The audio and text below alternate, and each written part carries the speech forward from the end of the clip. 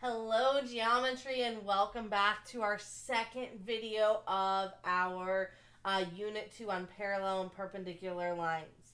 Last class we talked about different angle names for where we have two lines, whether they're parallel or non-parallel and they're crossed by a transversal. Today our focus is going to be on what happens with those special angles, because I see corresponding, alternate interior, exterior, consecutive, interior and exterior, but the focus is going to be on what happens when those lines now become parallel.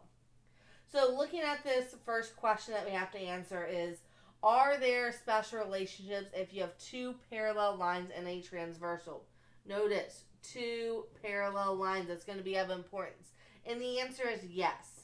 There is a special relationship when we have two parallel lines and a transversal.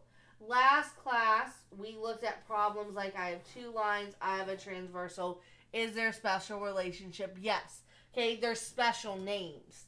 Today we're going to get into if we have a picture, we have two lines. Remember, parallel lines have to have the arrows. And then if we have another line crossing over it, more than just the angle names, there's going to be some other special relationships. And that's what we're going to get in here to today. And now, what are these special relationships? Well, getting back to this picture, the special relationships come from, if I put in my angle numbers, the special relationships come from looking at the measures of these angles that we talked about. So last class we talked about corresponding angles. These are angles that sit in the same spot or the same seat but at different tables. An example is like 1 and 5. Okay, those are corresponding angles. And if I would put in measures and we look at relationships of corresponding angles, what we would realize is corresponding angles, okay, they are congruent. Where I put in here parentheses, same angle measures.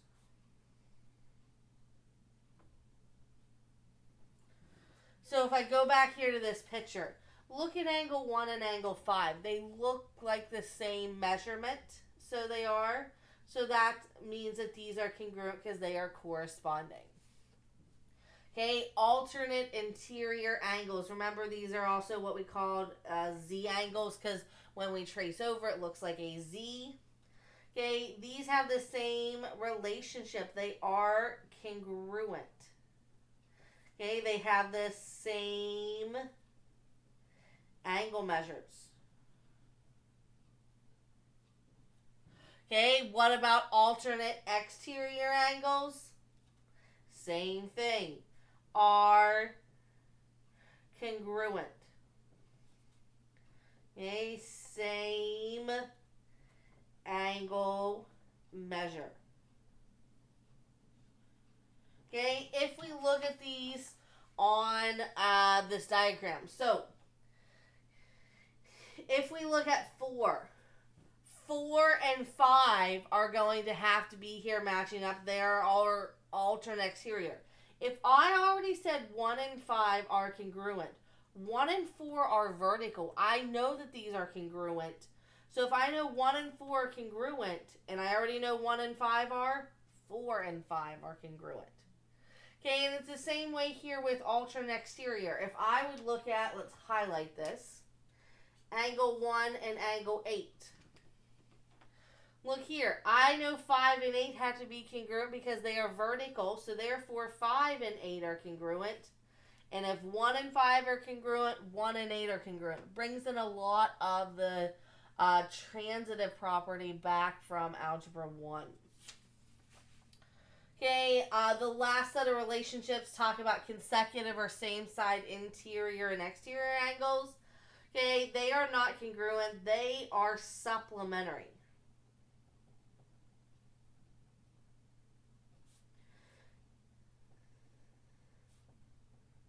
Okay, remember, supplementary are angles that add to 180.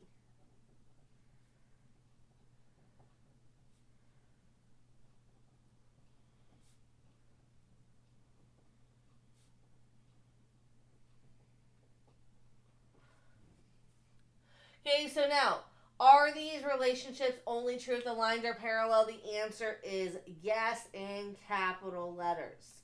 Okay, this relationship does not work if I see this top picture.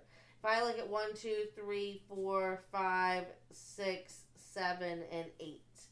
For example, 1 and 5. Okay, if I trace over them here, 1 we'll put in yellow, and let's put 5 down here in orange. The yellow and the orange do not look the same, and that is because those two lines were not parallel. At the bottom, they did look the same because of them being parallel. So now, is there a better way to remember this? Okay, this is a lot to remember here. So is there a shortcut? And the answer is yes. Okay, and it's called this dot method. So what's going to happen is I'm going to show you an example of how we work out this dot method. So what we're going to see is we're going to have a picture of two lines. Okay, and they are going to be parallel. We're going to have one transversal. So the dot method only works when you see one transversal. We'll get into a problem here later on where there's two transversals. We have to just redraw the picture. So what's going to happen is, so I can make it a little bit bigger and not be in a space, I'm going to look at it on a separate sheet of paper. We have these two lines. Okay, and then we have a transversal. Okay, transversal, remember, is a line that crosses two or more lines. These two lines that it cross over are going to be parallel. Okay, and remember what we talked about last class is it creates 8 different angles. So how this dot method works, okay, and I'm going to fill this in on the examples. I'm going to fill it in with some steps.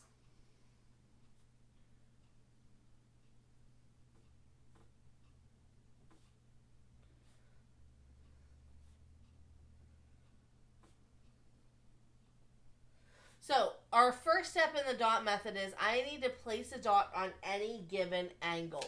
So what I'm going to do is I'm going to take my picture, and at any given angle I'm going to place a dot.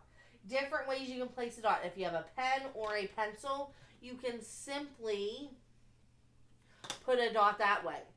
Okay? Or if you have a highlighter, you can put a colored dot. It does not have to be colored. It can be a pen or a pencil. Okay, so I place a dot. There, I placed it at angle 1. Does it have to be at angle 1? No. Okay, you could have placed it anywhere. Okay, so now the next step says of the dot method,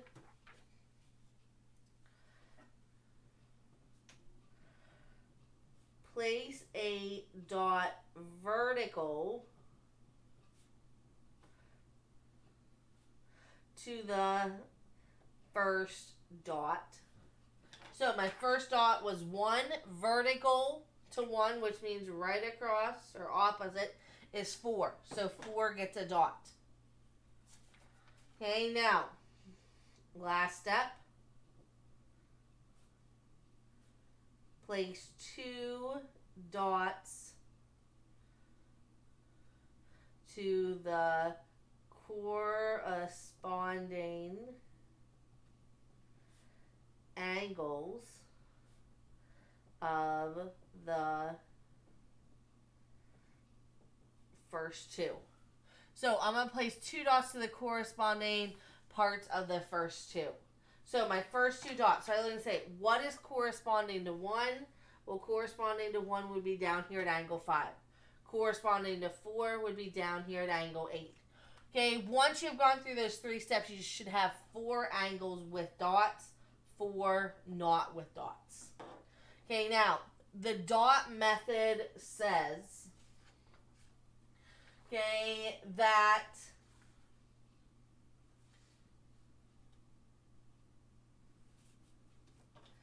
it talks about what happens if it's a dot and what happens if it is a non-dot. So if I go back here to our main page, okay, a dot with a pencil, a pen, or a highlighter works. What the dot method says is that a dot equals a dot. That means all dots have same angle measures. So if I place my dots here, this is a good example to see it without numbers. Place a dot in any one of the spots, place it vertical, place it at the two corresponding. Okay, so every one where I have a blue dot, all of them have the same degree measure. Okay, now these we call where they're blank no dots. No dot equals no dot. Means the same thing. All no dots have the same angle measure. Okay, all of these where they're blank or no dots are the same. And then the last relationship, which I'll put down here at the bottom, is a dot plus a no dot equals 180. So a dot plus a no dot adds up to 180. And we see this relationship right here. Dot, no dot, straight line, supplementary. Okay, so now let's work with this dot method and let's go down here further. So on this first example, use the diagram on the right to determine if the angles would be congruent or supplementary. So I don't need to find any angle measures.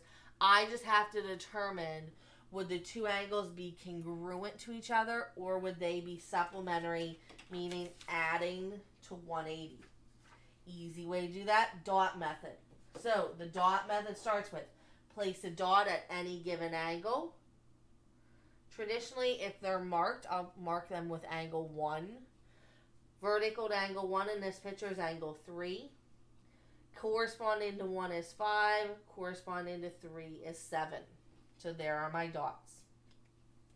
Okay, 1 and 6. 1 has a dot, so traditionally what I'll do is above angle 1, I put dot, so I know there's a dot there. 6 is a no dot. Okay, this is a dot and a dot, a no dot and a no dot. Here is dot and no dot. Dot and no dot is 180. 180 means supplementary. Okay, 2 and 6. 2 is a no dot. 6 is a no dot. Okay, the relationship with no dot and no dot is that they are equal or they all have the same angle measures. That is another way of saying they are congruent.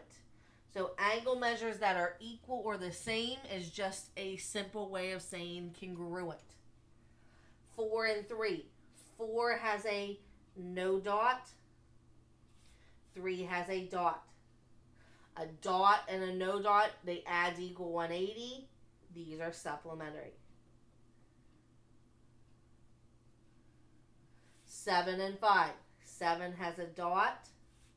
5 has a dot. Dot and a dot, all dots have the same measurement. That means if they're the same, they are congruent. Okay, 4 and 5. 4 has no dot. 5 has a dot. 4 and 5, dot and no dot, supplementary.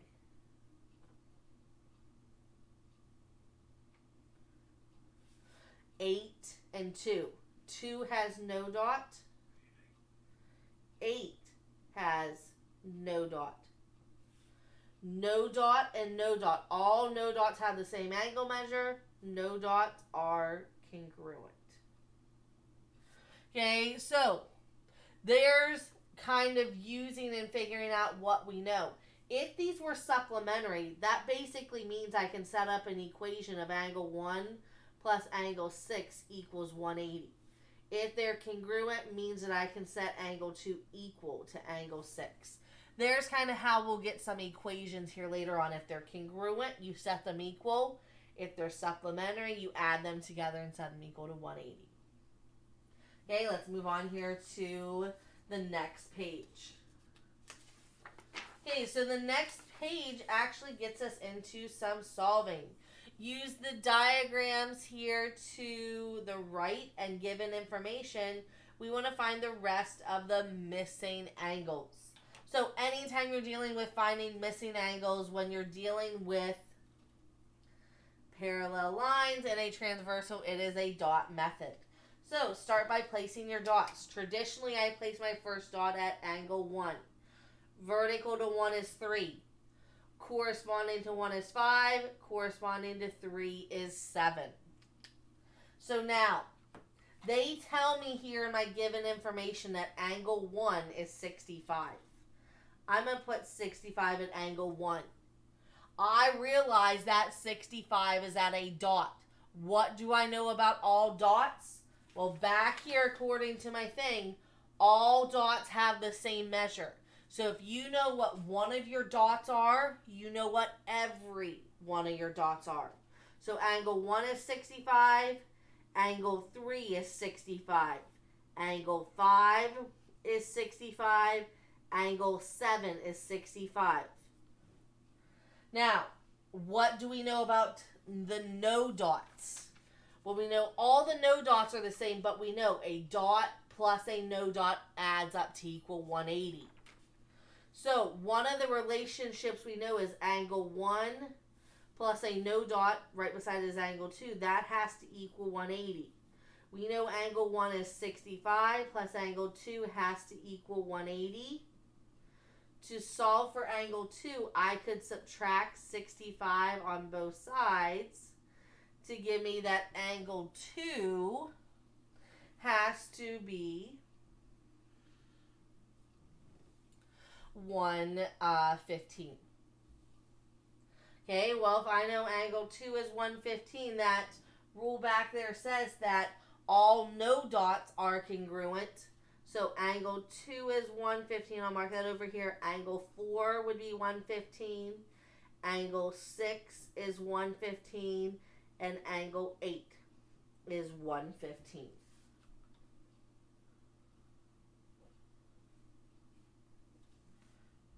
Okay, now let's look here at another one. Okay, again, I see 2 parallel lines, 1 transversal. Mark the picture with your dots. I normally put a dot at 1. It would go to 3 because it's vertical. Corresponding are 5 and 7. They tell me in this case angle 6 is 142. Put a 142 at 6. 6 was a no dot. All no dots are the same according to my rules. So 6 is 142. My other no dots are 142. 2 would be 142. 4 would be 142. And 8 would be 142. Now, a dot and a no dot adds up to 180. So if we look at that relationship, angle 5 plus angle 6, I'm choosing what is beside it, adds up to be 180. We know angle 6 is 142, so angle 5 plus 142 equals 180. Subtract 142.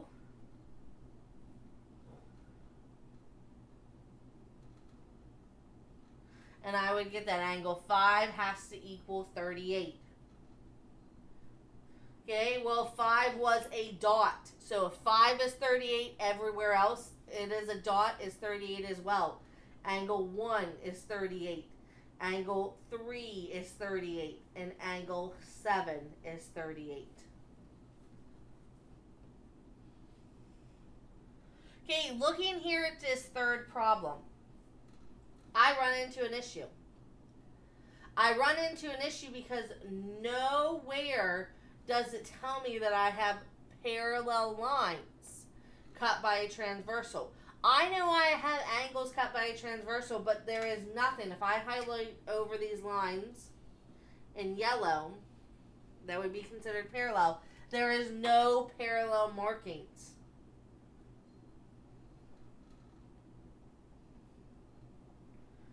These dot method only works when you know the lines are parallel. They have the parallel markings of the arrows. So then, since there's no parallel markings, can't be determined. Now, the only thing that I could do is fill out what sits in the same seat if I want to. If I know angle 3 is 47, okay, I know vertical angles are congruent. Vertical to 3 is 2. 2 would also be 47. And now, I could look at linear pairs. 1 and 2 are linear pairs, so linear pairs add up to 180. 180 minus 47 is 133. And then vertical to 1 is 4, that would be 133. I could look and fill out what is up at this top table. But since they are not parallel, nothing can go down here at the bottom. So if they want you to determine, which they wanted me to determine the rest of the missing angles, it can't be done. If the lines are not parallel, you can only fill in what sits at the same table. Okay, now let's go on here to the next page. Okay, now here on this first problem on the next page, we run into a bigger looking problem, meaning that I have 1, 2, 3 parallels, and then 1 transversal. Okay, I do not have to change my picture as long as there's only 1 transversal. Okay, as long as there is just 1 transversal, I can go about and start the dot method. Dot method is going to be starting by placing a dot at one of the angles. And like I said, traditionally I place it at angle 1. Vertical to angle 1 is 10. Now, this filled out the dots on the first parallel. If I put the corresponding dots on the middle parallel, it goes on 2 and 11. Corresponding on the last parallel is 3 and 12. So when you have multiple parallels, you just mark the corresponding on each parallel. So now, I look and I say, angle 5 is 82. 5 got no dot. All no dots are congruent according to this front page. A no dot equals no dot. All no dots have the same angle measure. So everywhere there is a no dot, it's 82. Angle 4 is 82. Angle 7 is 82. Angle 8 is 82. Angle 6 is 82. Angle 9 is 82. Now, a dot and a no dot are supplementary. So 5 and 11 are beside each other. So angle 5 plus angle 11 has to equal 180. We know 5 is 82 plus angle 11 equals 180. Subtract 82. I get that angle 11 equals 98. So I know angle 11 is 98, which has a dot. All dots are the same. So angle 1 has a dot, so it's 98. Angle 10 has a dot, so it's 98. Angle 2 has a dot, so it's 98. Angle 3 has a dot, so it's 98. And angle 12 has a dot, so it is 98. Okay, and now looking here at the more tricky of ones, we have angle 7 and angle 10. Now, why this is more tricky is we have our 2 parallels, but I have also here 2 transversals. Okay, why this is tricky is because these are the types of problems where we have to redraw. The dot method only works with 1 transversal. So what we end up having to do is we either have to cover up 1 transversal at a time, or let's draw my picture with showing of just that 1 transversal. So notice I covered my bottom transversal what I'm doing here off to the side is I am marking what I see. 1, 2, 9, 10, 12, 11, 4, 3. Okay, there's with the one transversal. Okay, and it's like I do the same thing here. I go up here and I cover up the top transversal. Okay, I'm going to redraw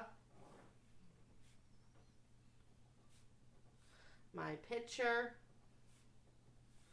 My bottom transversal, I see 5, 6, 8, 7, 13, 14, 16, and 15. There are now my two pictures. Okay, I'm going to deal with one picture at a time. So, this first information said angle 7 equals 38. Angle 7 is down here at my bottom picture. So, first off, place dots. Okay, there's no angle 1, so place your dot anywhere. I'm going to choose 5, be 7. Then it'll be 13 and 15 that are corresponding. I know 7 is 38 degrees. 7 has a dot. So that means angle 5 is also 38 degrees. Angle 13 is 38 degrees. Angle 15 is 38 degrees. 7 and 8 are by each other. So angle 7 plus angle 8 had to equal 180. 7 is 38 plus angle 8 equals 180. Subtract our 38. I get angle 8 equals 142. So angle 8 equals 142. Well, angle 6 would equal 142. Angle 16 equals 142. And also, angle 14 equals 142. There would be all the angle measures for that bottom transversal. You have to draw the transversal separately or do the cover-up. I like to just redraw. Okay, this top one deals with angle 10 is 102. So this one has an angle 1, so I normally put a dot at 1. Vertical to 1 is 3. Then it's 9 and 11 in the same spot. Okay, 10 is 102, which is blank or no dot. So every other no dot is 102. Angle 12 is 102. Angle 2 is 102. Angle 4 is 102. A dot plus a no dot add up to 180. So angle 9 plus angle 10 equals 180. Angle 9 plus 102 equals 180. Angle 9 equals 78 when I subtract 102. So angle 9 is 78, which is a dot. Every other dot would be 78. 9, 11, 3, and 1. Okay, there's the dot method with numeric. Can we go past numeric? And the answer is yes. We can take this to algebraic, which what we're going to right here look at the end of this lesson. Okay, so looking here at 3, it says use the diagrams and given information to solve for the missing variables and find all angle measures. All pictures show parallel lines in a transversal. So that is important because, let me do this in yellow so it's easier to read. This tells me even if the pictures are not marked, they are going to be parallel lines and a transversal. So, I don't even have to check for parallel lines, transversals. No matter whether it's numeric, algebraic, you go right to a dot method. So I'm going to place dots. Put a dot vertical. Then put a dots that would be corresponding.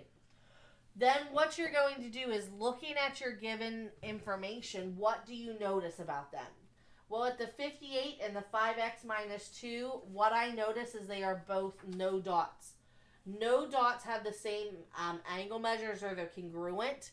And back here, what we talked about is if angle measures are congruent, the equation that we set up is we set them equal to one another. So since these are the same, I have the equation 5x minus 2 equals 58. Okay, I'm going to then add 2 to both sides. 5x equals 60. Divide by 5. And I get x to equal 12.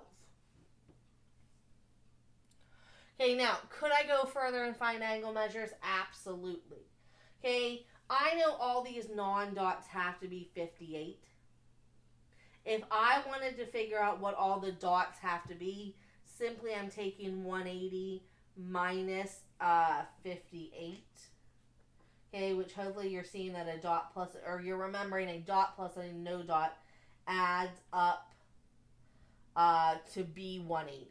So these would be 122, 122, 122, 122.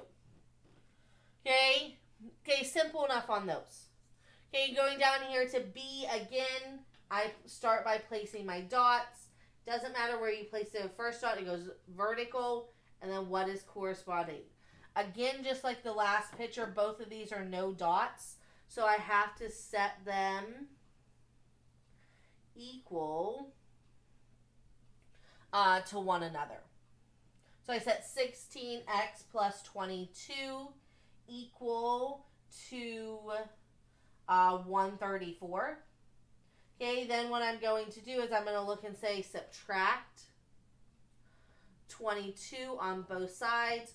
134 minus 22 gives me 16x equals 112. Divide that by 16. And I get x to equal 7. Now, could I substitute back in and figure out all the angle measures? Yes. Okay, it'd just be like A. Okay, looking here at C. Again, I'm going to place dots. Okay, place a dot, place it vertical, and then place it corresponding.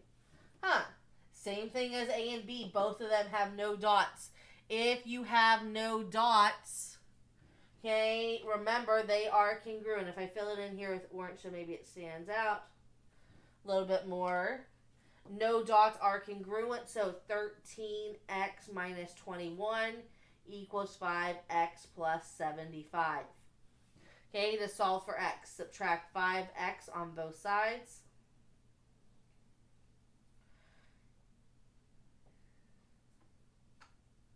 I get 8x minus 21 equals 75. Add 21 to both sides. I get 8x equals 96. Divide by 8. And I get x to equal 12. Now, at this point, to solve for angle measures, since they aren't like A and B where some of them have numbers already, I have to substitute in. I'm going to substitute into the 5x plus 75. 5 times 12 is 60, plus 75 equals 135. Okay, if that no dot is 135, everywhere there's a no dot, it's 135. To figure out the dots, I'm simply taking 180 minus 135, and I get an answer of 45. So everywhere there's a dot, it would be 45. Okay, now, looking here at these last ones, hopefully these stand out. We have some quadratics to look at. We can take this further and talk about them where we have x's and x squareds. Okay, again, I place my dots. What I realize is, again, both of these have no dots. If they have no dots, I set them equal. So x squared would equal 72 plus 6x.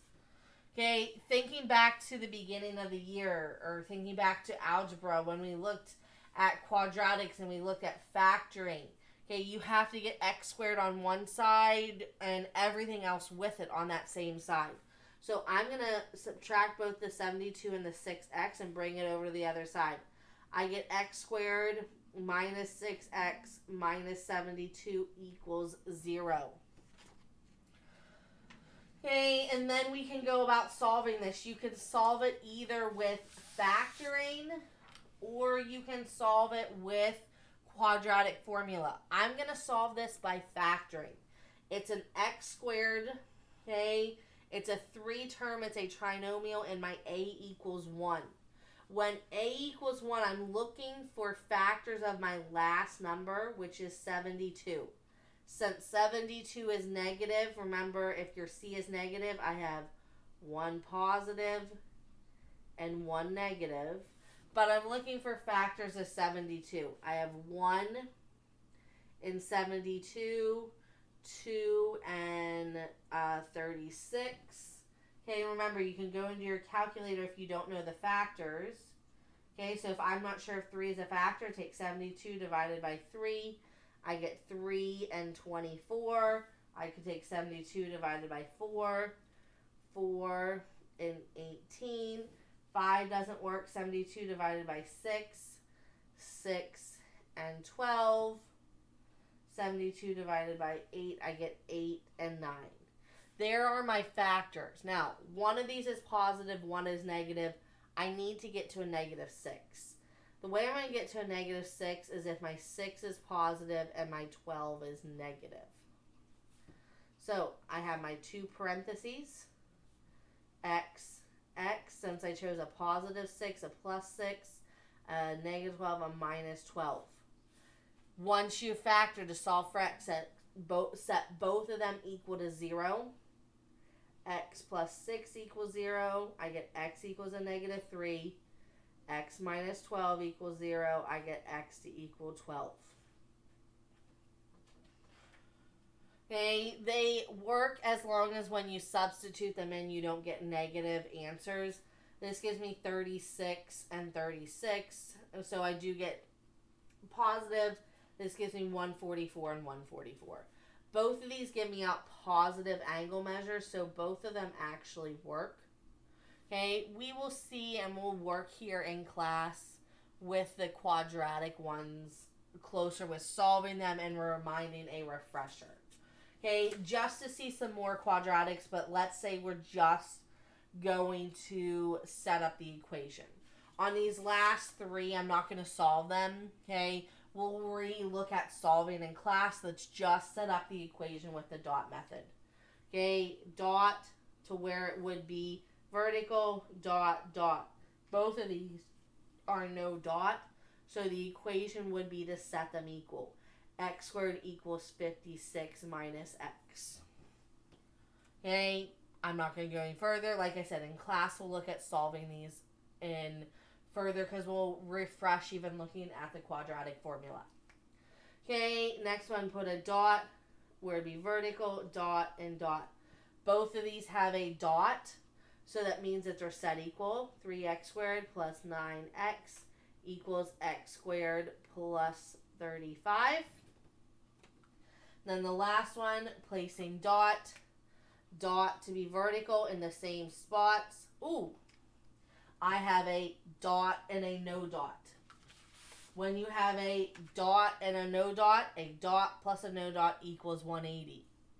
Okay, we should be setting up the equation where we add them to equal 180.